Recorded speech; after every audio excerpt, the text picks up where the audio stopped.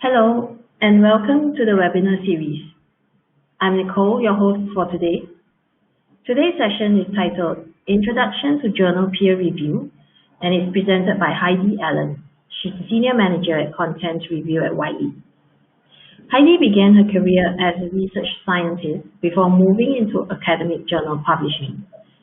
She's based in Melbourne and has been managing Wiley's Asia Pacific Content Review team for the past 12 years. Her team has colleagues in Australia, China, India, and Japan, who all strive to provide the very best peer review experience for our authors, editors, reviewers, and publishing partners.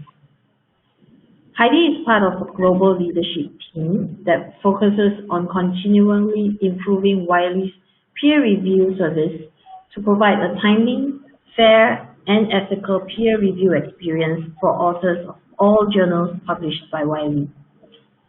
Today's webinar is expected to last about an hour and will be recorded. The recording will be made available after the session has ended, and a link will be emailed to you. As always, we welcome questions from the audience. Please feel free to send through your questions anytime via the Ask a Question button that's located underneath the main video player, and stay with us till the end of the presentation for the Q&A session. And I'll hand it over to Heidi now, who will begin her presentation. Okay, thank you very much, Nicole, and welcome everyone to Wiley's latest webinar. As Nicole said, my name's Heidi Allen, and I manage a APAC team that focuses on peer review of journals for Wiley. I'm based in Melbourne, Australia. I'm passionate about research being used to inform policy and improve our world. As Nicole mentioned, our APAC content review team work hard to improve the peer review process and experience for Wiley journal authors. So I'll start today just telling you a little bit more about the content review team. Peer review is used to assess work for many different purposes across different fields and industries. Today, I will be focusing exclusively on journal peer review, not book review or grant review or any other type of peer review. In our content review team, we support authors, reviewers, and editors in the submission and peer review process for around 700 journals from across a whole range of subject areas. We are a global department, and in APAC, we have teams across Australia, Japan, China, India, and globally also in the UK and the USA. Our objective is to provide a timely, fair, and ethical peer review experience for the authors of these 700-odd journals. We also define and implement best practice in peer review ethics and processes. Our experience is drawn from our engagement with you, the researchers, whether they be authors, reviewers, or editors.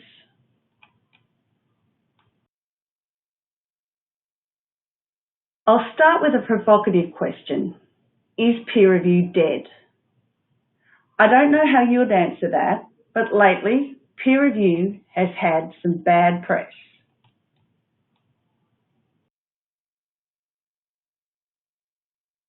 I don't know what preconceptions you have about peer review. Perhaps you have no particular view at all, or you may think that peer review is deficient or even broken. During the COVID-19 pandemic, we have seen high-profile examples of published research that has been peer-reviewed but has had to be retracted because the editorial and peer review process did not identify problems with the data underlying the research.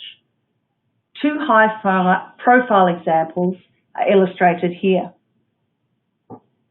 A former editor of the British medical journal, Dr. Richard Smith, once wrote that peer review is in addition to being poor at detecting gross defects and almost useless for detecting fraud, it is also slow, expensive, and profligate of academic time, highly subjective, something of a lottery, prone to bias and easily abused.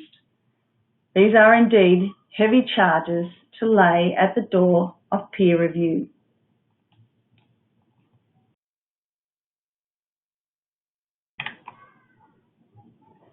Here is a list of criticisms that have been levelled against peer review.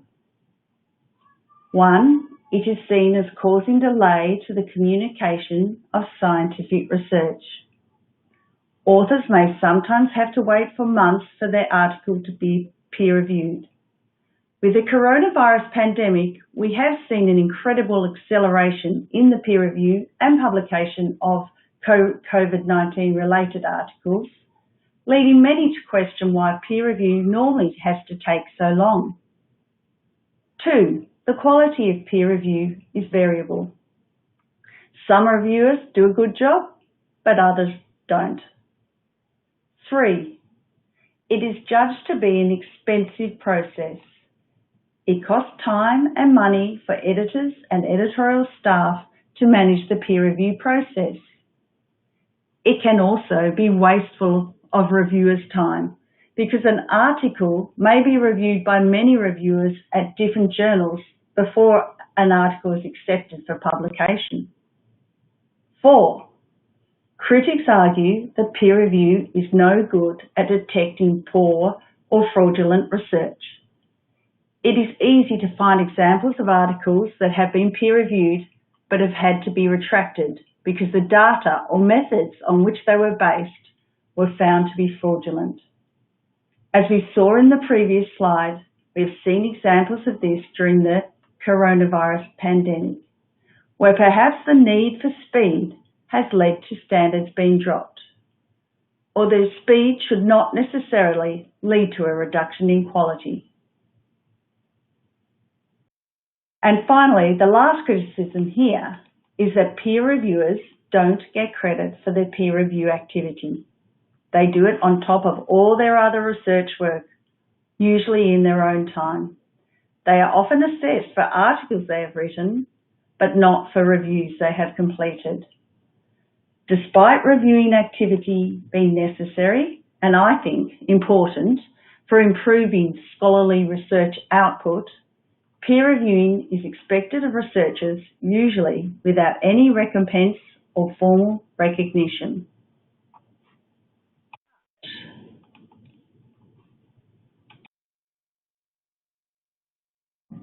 What is right with peer review?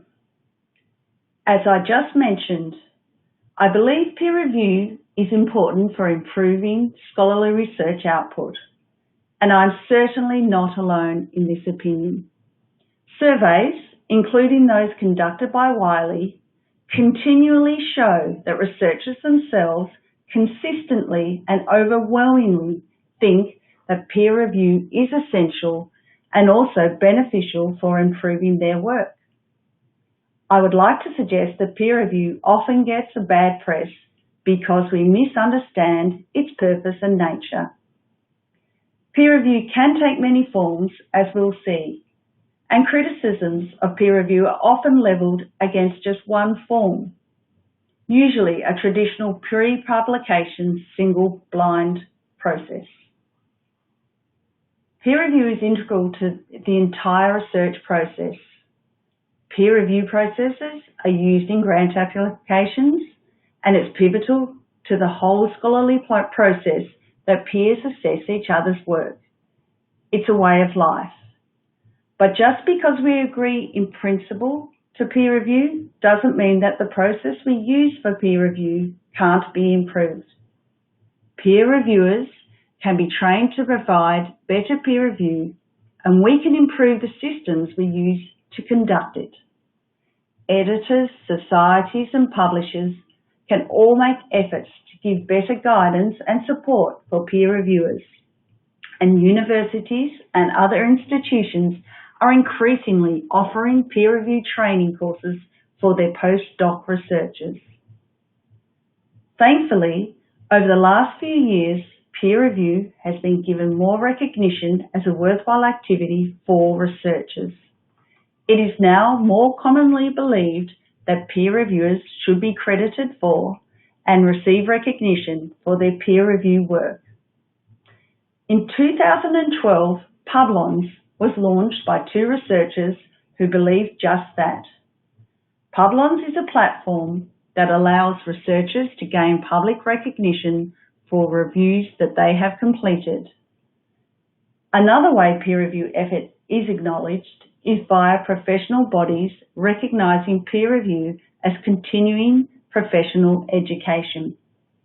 For example, a number of Wiley journals offer credits for continuing medical education. Wiley is an accredited awarding body and its reviewers, and they can provide this credit for reviewers who have completed a review.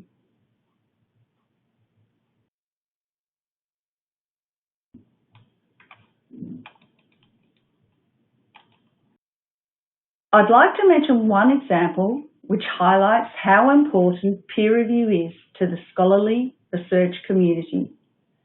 This is called Peer Review Week, and it takes place every September.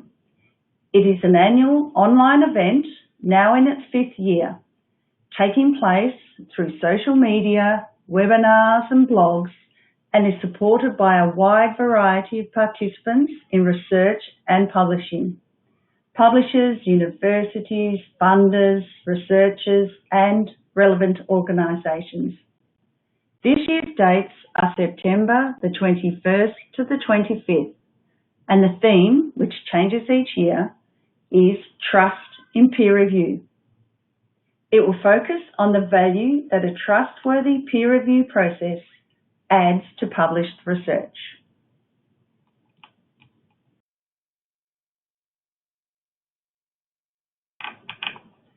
Now we will look at why peer review is important, what the different models of peer review are, and what you should expect from the peer review process, both as an author and as a reviewer.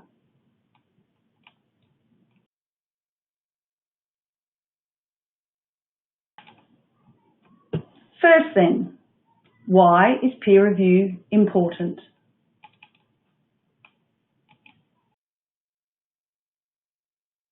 Let's look at peer review in the context of academic endeavour. Conducting research is an ongoing, self-correcting process. Hypotheses are constantly being proposed and tested, then refined and updated. Peer review is part of that process, and it isn't and cannot be the final arbiter of what is true. Peer review also seeks to improve the quality of an article. In surveys conducted by Wiley, our authors regularly tell us that peer review has helped improve their written work. Next, peer review is a best effort at validating and improving a specific piece of research, and it facilitates how that research is communicated and curated. After publication, it gives readers some assurance that the published research has been scrutinised by peers.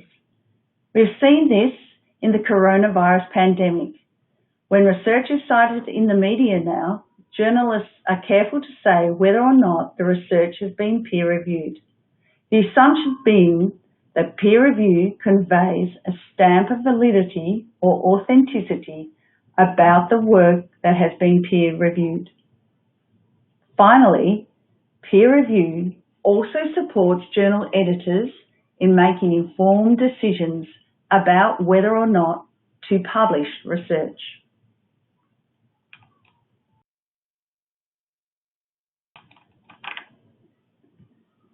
Let's turn next to look at different types of peer review.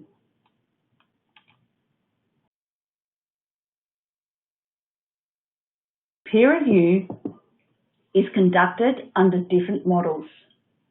The different models aim to improve the quality and integrity of peer review, specifically to remove bias. People differ widely in how they think this can be best achieved. The diagram here illustrates a spectrum of possible approaches from greater blinding on the left to the greater openness and transparency on the right. The most common model of peer review is single blind in the middle of the diagram. Under single blind peer review, reviewers know the identity of the authors, but the authors do not know the reviewers. Moving to the left, under double blind review, reviewers do not know the identity of the authors, nor authors the identity of the reviewers. And a few journals practice triple blind review, similar to double blind review, but even the editors do not know the identity of the authors. You can perhaps see how this might help to remove any perception of bias. On the other end of the spectrum, others argue that bias can also be reduced if you have more open practices. Under open identities, the reviewers know the identity of the authors, and the authors know the identity of the reviewers. And you can open the process even further by publishing the reviews, that is, open reports. The argument goes that greater transparency of the process reduces the risk of it being abused. These widely differing approaches may be more or less appropriate for different communities or research fields, and certain models have been more commonly used in specific academic areas. At the very least, I suggest you know and familiarise yourself with the approach adopted by the journal to which you submit any work.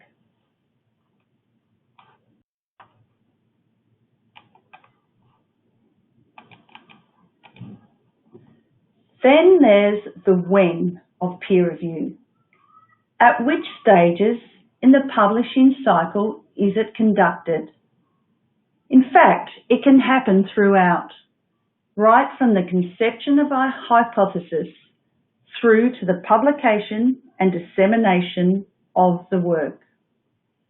It may be more or less formal and more or less formally organised at different stages of the cycle. Publishing a preprint puts the work out there in front of your peers and colleagues with the opportunity for them to give feedback, and that is therefore a type of peer review. Although it's more along the lines of groupthink and not independent to the same extent that journal peer review traditionally functions. Work submitted to a journal will traditionally undergo a formal peer review process before it is published. Some innovative journals publish articles and then conduct open peer review with the opportunity for work to be revised and updated until it is in its final state. This is not dissimilar to journal correspondence, whereby readers might submit comments on already published articles. An increasing number of journals are also practicing transferable peer review, whereby an article is peer reviewed at Journal A and may then be rejected by Journal A, after which, subject to the author's approval, the article may be transferred with its reviews to Journal B, which may publish the article. This is one way to conserve or more effectively use our precious resource, the reviewer pool. What's important to take away from this slide is that peer review is not a monolithic entity, nor does it take place in a vacuum. Review of research can happen at different points along a spectrum.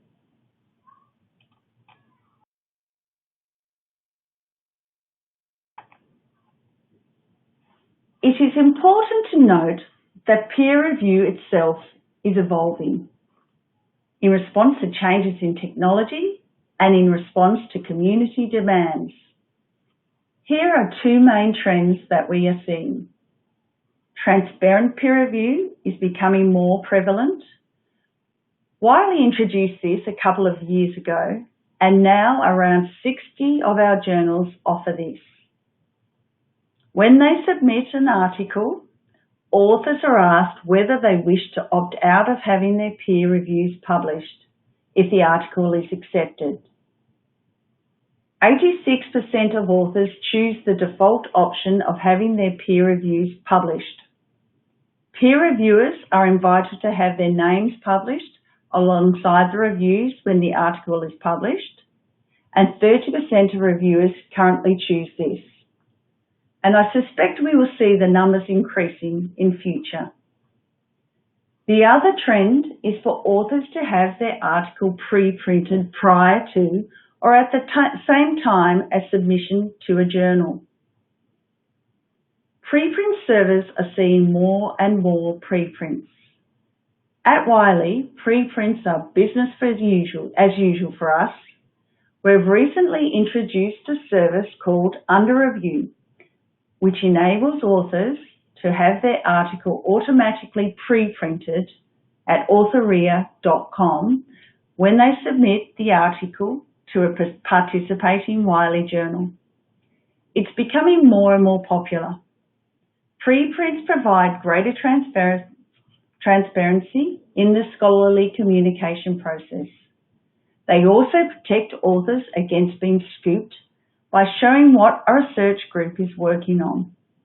And they speed up the research communication process by having the work out there in the public domain before official publication.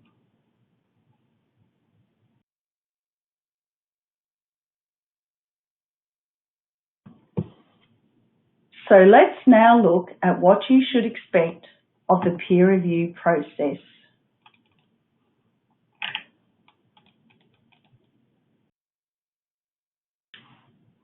A few years ago, we started a project at Wiley to try and define what better peer review looks like. It's important to note that we looked at the whole end-to-end process of editorial review and peer review. Editors and journal editorial office staff make a vital contribution to ensuring that peer review is done well. These are the elements we looked at: integrity, ethics, fairness, usefulness, and timeliness. All of these are important if peer review is to be done well. When one of them does not function properly, the whole peer review process is under threat. We'll now look at each of these in turn.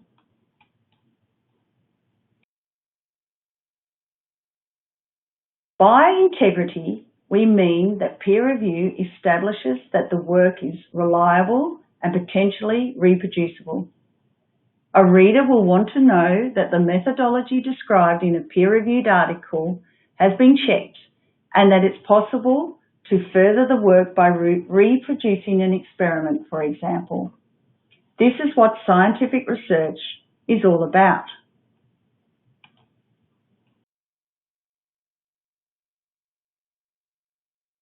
Under ethics, we mean that peer review establishes that the work was conducted ethically. It's often argued that peer review is no good at confirming that authors have not conducted any form of research or publishing malpractice. That may be true. Peer review cannot be expected to police every aspect of how an experiment was conducted and how the authors wrote up their work. But at the same time, peer reviewers should be able to verify that research complies with appropriate and relevant ethical guidelines.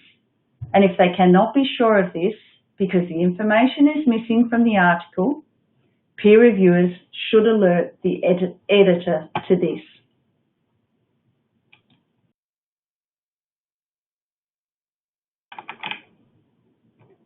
Then peer review should be fair. It should be objective and impartial.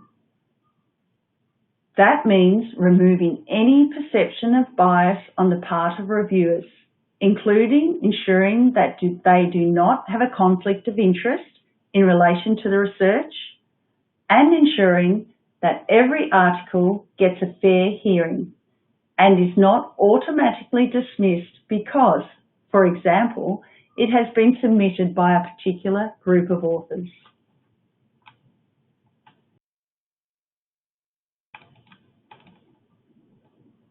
We also asserted that peer review should be useful. There is no place in peer review for comments which denigrate and write off a piece of work. Reviewers should be constructive and helpful even if they do not feel a work should be published. We have feedback from authors whose papers were rejected, who nevertheless appreciate the insightful and the helpful comments of peer reviewers, which help them to revise and improve their paper before they submitted it elsewhere. Peer reviewers should be in the business of improving scientific research.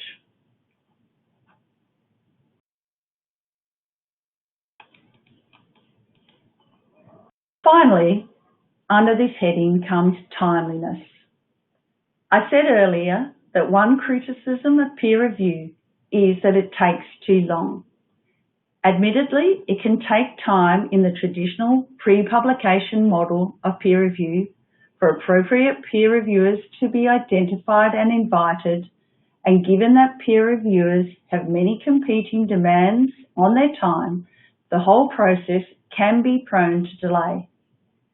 But at the same time, authors need to know that their work has not gone into a black hole, and for a number of reasons, it is important that peer review should not be responsible for delaying the output of any piece of work.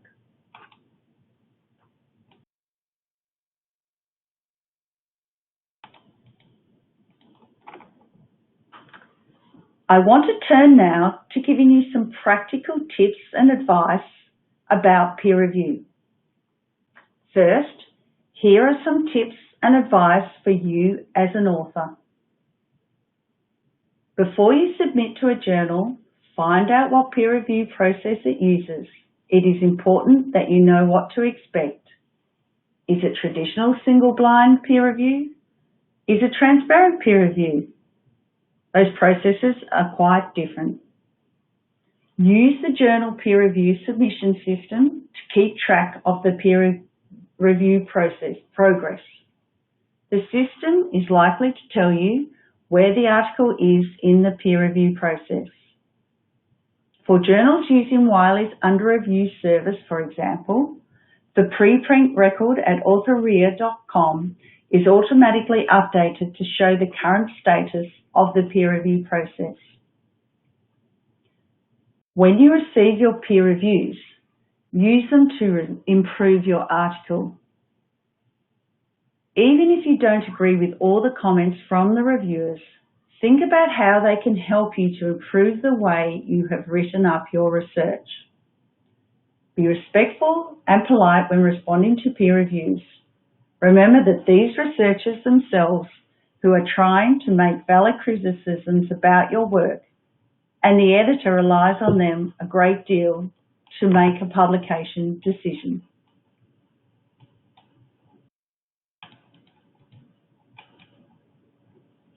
And here are some tips and advice if you're asked to review an article.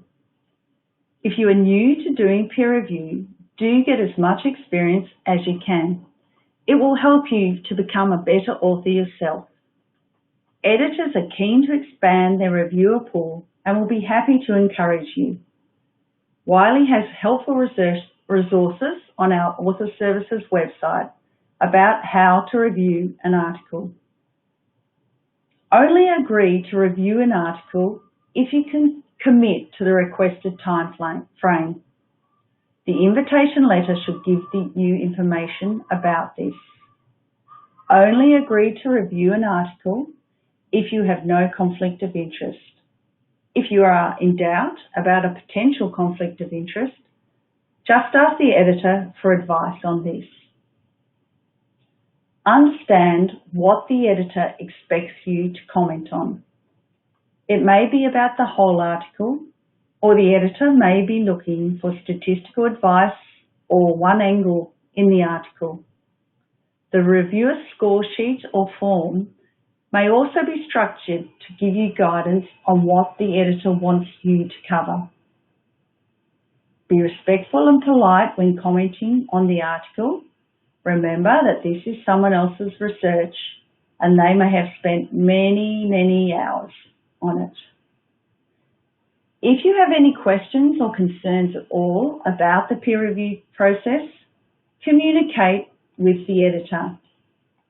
The editor is ultimately responsible for ensuring that the peer review process is conducted properly. Lastly, as one of our editors once said, a good reviewer becomes a better author. This is, if you like, the virtuous cycle of peer review. If you review an article well, it will help you to be more self-critical about your own articles. And this in turn will lead to better research being published. And your experience as a successful author will help you to review other people's work better.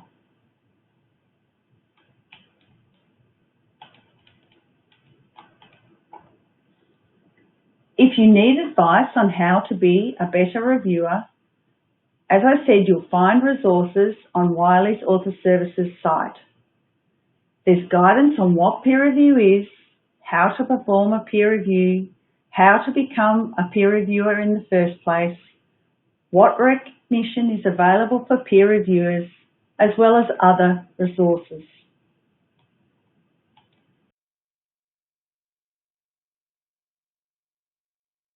Finally, it's worth knowing that journals may provide some form of recognition with the peer review work you've completed.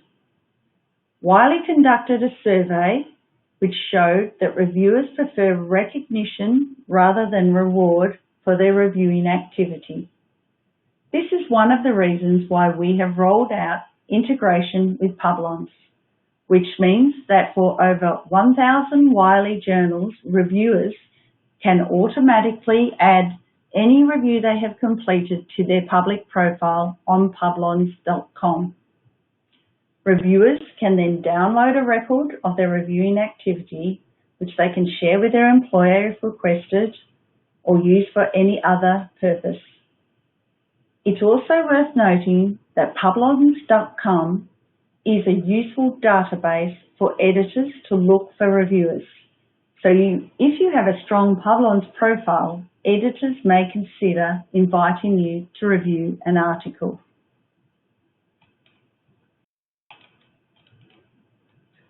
So now we'll wrap up.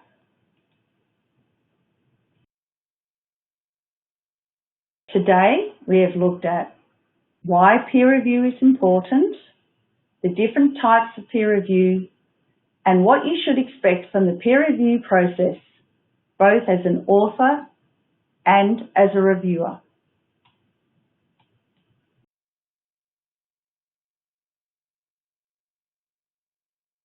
I'd like to thank you all for listening, and I'd now be happy to answer any questions you may have. Thank you.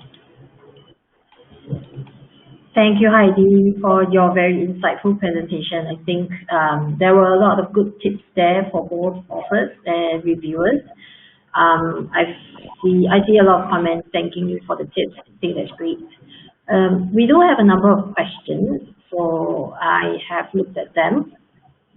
I think there are a few similar ones here, so let me try to maybe summarize them, see if you can offer some help. So this is more for the author's point of view. A few people are asking along the similar lines of, if let's say the author receives comments and corrections from reviewers, but they happen to say disagree with them, or they happen to have a different take on it, is there any way they can feedback, or is there any way they can discuss, or how would they then take that correction and work through them?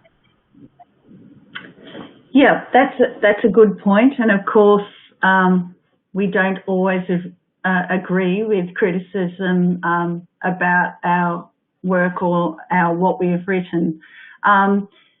This will vary depending on what type of peer review the article is undergoing. For example, if that was in a preprint peer review forum, then the author can just reply publicly, and there can be more of a discussion around that in the open forum. For traditional journal peer review, the authors can always contact the editors and discuss this. When it comes down to it, the editors have the final say on whether an article is published or not. The buck stops with them.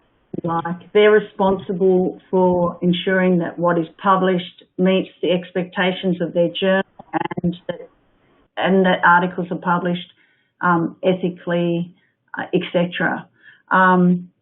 Most editors will be very happy to discuss or via email those points, and they may or may not refer to the actual reviewer, depending again on the type of peer review that is being conducted. In the transparent peer review forum, the author may be able to engage directly with the reviewer. Yes, so I would suggest the first point of contact would be to get back to the editor and get advice from them. Okay, great.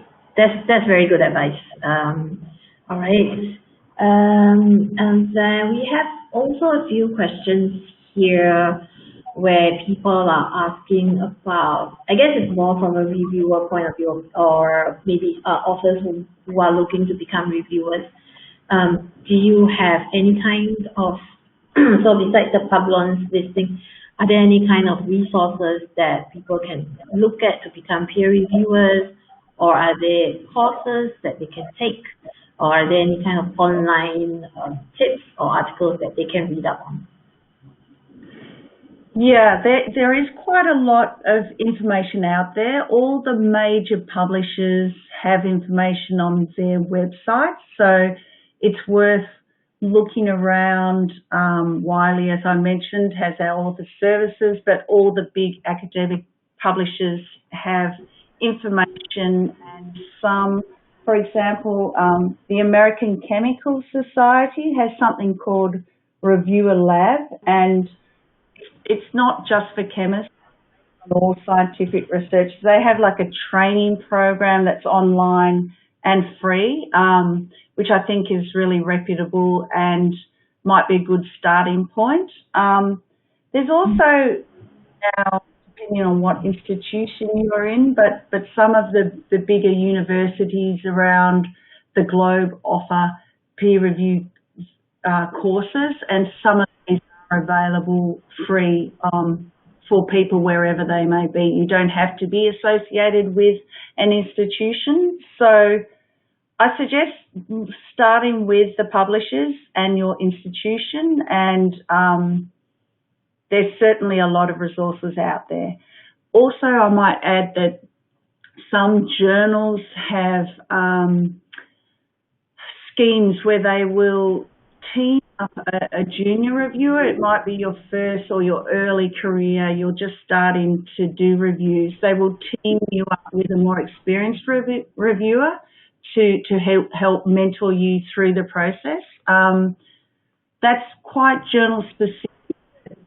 If you can find a journal in your field that does that, I highly recommend. That's a more personal way to get advice and guidance on reviewing. Okay, all right. So there are a lot of resources out there that the reviewers, the younger reviewers can take a look at to actually learn to be better reviewers. Yeah. All right, that's great to know. Few more questions here. There is a question here, I'm not too sure whether is that possible, but somebody's asking, can we be both the reviewer and author for the same journal? Sorry, what was that? Can you review and author, was it? Can somebody be the reviewer and author for the same journal? You can be for the same journal, but obviously not for the same, not for an article. So indeed, yeah, so if it's your article, you will never be asked, or you should never be asked to review it if you're the author on that article. But many journals have large numbers of articles submitted and large editorial boards and large reviewer pools. So they would even like look to their own author base to find reviewers because they know and trust that they're an expert in a particular field. But I mean, that is one of the foundations for the peer review process, that you should not have any bias present, so you definitely can't review your own paper.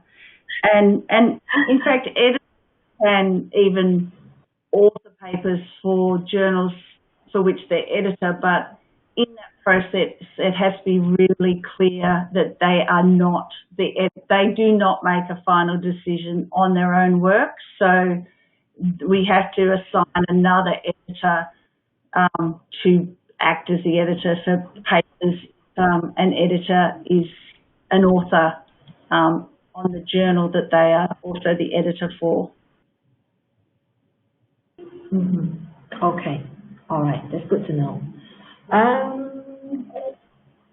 Think that we do have some questions from, I think they are probably early career researchers. So I have one question here that asks, do all research papers have to undergo peer review before being published in any journal? Yes, the answer for Wiley journals anyway is yes. Research should all go under peer review. Some types of articles, such as editorials or opinion pieces or a book review, may go under a different type of peer review. They would all be looked at a responsible editor who has the final say, but the whole idea behind journal publishing is that it is peer reviewed. So yes, all research articles should be reviewed as a standard. Okay, all right, that's good to know. There are a few questions here that are kind of similar to each other. They actually are questions about the eligibility of people who want to become reviewers. So would you be able to give some pointers on the eligibility to become a reviewer, and also who would decide on which reviewers would review a paper? Okay. In terms of eligibility, being expert in the field of the journal is number one thing that people will look at. So if editors are looking for a reviewer, they may look at the literature for if they don't. Sometimes if they don't know a particular author, they'll look at what a potential reviewer has published themselves to see what expertise is and judge whether or not they think they would be appropriate to review for their journal. Often they would pair newer reviewers with, as I said, a more senior review. They mightn't necessarily work together in a mentoring way, but an editor will think, well, this person's quite an emerging researcher, they're quite new, I'll get them to review, but I'll use one of my tried and true trusted editorial board members who I know is very experienced in this field. In terms of who decides on the reviewers, it's usually if a journal is large enough to have associate editors.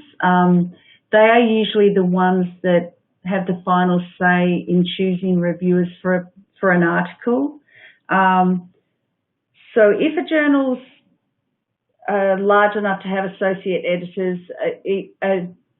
when an article is submitted, it will be assigned to a particular associate editor, often along subject expertise lines. So a journal may have a range of associate editors that are specialists in different fields, for example, if it's a quite diverse subject area journal, and then that associate editor would be responsible for finding the reviewers. The actual reviewers may be done by an editorial assistant or someone else, but the associate editor would give the final approval, yes or no. Yes, I want that paper to be reviewed by Dr. X. Okay. All right. That's very good to know. Thank you for that. Probably one last question before we end off, since we are running just on time. I think this is in reference to one of your earlier slides about the criticisms of peer review. So I think there was a criticism about how peer reviews wouldn't be able to catch fraudulent papers. But there's a question here saying that isn't the peer review supposed to be able to catch fraudulent papers and establish the quality of a paper? That's the aim for fraudulent papers. So in terms of things like plagiarism, there are a whole lot of tools now that help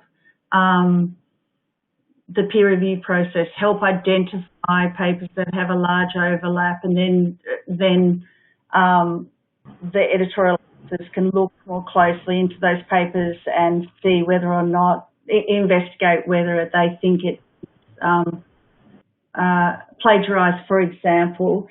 I think what I was trying to talk about there was the actual conducting the research. So when a paper's being peer reviewed, submitted to a journal, it's standard to check that they have conflict of interest forms signed, that they have ethics approvals being granted by the appropriate body depending where the research has been carried out, that we have those checks in place, but a reviewer can't actually go into the lab and know exactly what they've done. There's only, we can do as much as possible, and I think where our publishers and the whole scholarly communication process is continually learning how to improve our processes to pick up these things. And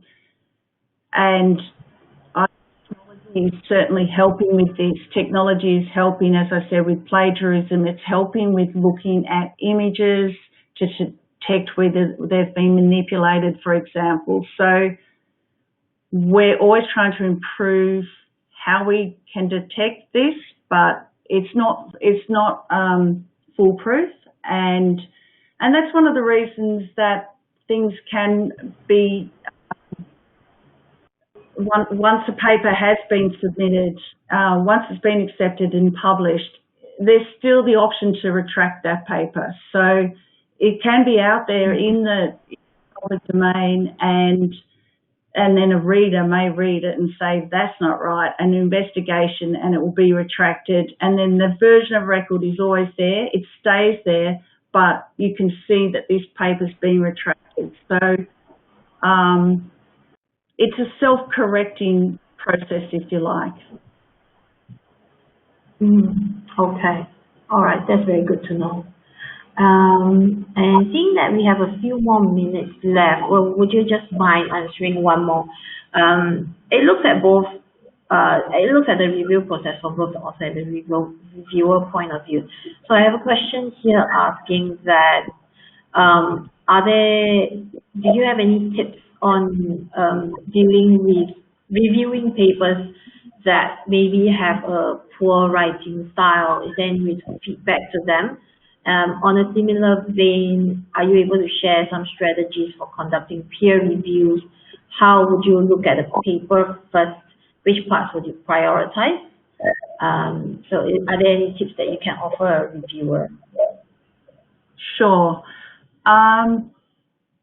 Journals differ in their approach to these things, but I personally believe that it's really important to try and judge a paper on its academic scientific merit and not the quality of English, if we're talking about English publication.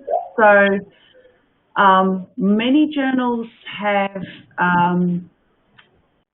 they will have suggested that they will have a recommendation if you're reviewing, where you review and say, I think this is worthy of publication, but I suggest getting the language edited. So you look at those two things separately.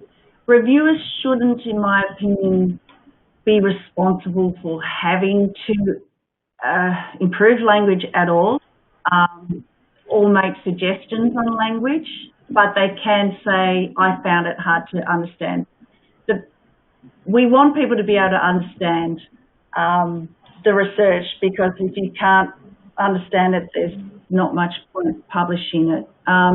We also have some journals where that will be done earlier in the process, so they may have an editor looks at it and does a screening of it before it goes on into peer review, and they'll just assess whether or not they think it needs an edit. And if they think the English needs improved, they may send it back to the author and say, we'd like to peer review this, but can you please improve the English before doing so? Publishers edit papers before they're actually published as well. So as a peer reviewer, you should keep in mind that it's not the final published state you're reading. There's going to be revisions for the authors. Authors will be asked to make, and once it's been accepted, it will go into production and it will be given an edit as well. So you don't have to focus too much on the language. Okay, something else that's really good. About okay. All right, that's really good to know. And I guess from the author's point of view, if there really are issues that they are facing, there are like services and help out there that they can get to help them on the language of their paper or the writing style. Definitely, yeah. There's a lot of services out there. Wiley has an editing service. I know a lot of labs are really multicultural places, and there's often native English speakers working throughout the world that have helped colleagues or peers that are to assist. So it is an issue, but there is help out there, and it certainly shouldn't be the main focus. It's, in my opinion, it should be the quality of the research, and that we're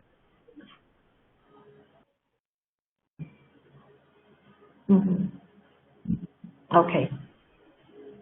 All right, sure. All right. We're just running up to the hour here, so I think I'll just call a stop to this. Thank you very much, Heidi, again for your time today to share your tips and strategies with us. I think it was very helpful for both author and reviewer to take a look at this podcast. And a big thank you to the audience as well for joining us today and for sending in your questions. I hope you found it helpful. So to everybody and to Heidi, have a good day ahead. And we hope to see everybody else at our next webinar. Thank you very much and goodbye. okay. Thank you. Goodbye.